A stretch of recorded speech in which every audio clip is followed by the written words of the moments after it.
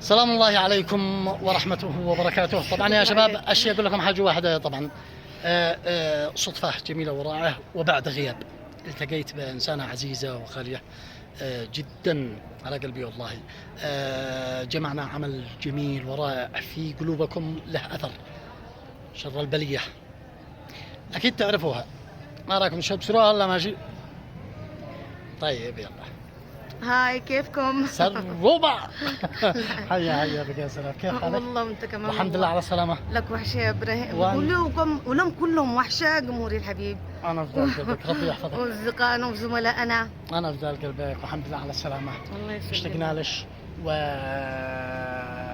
وحشتينا وحشتي جمهورك، وحشتي الناس المحبين لك، وكثير من الناس بيسألوا على سراب عادل.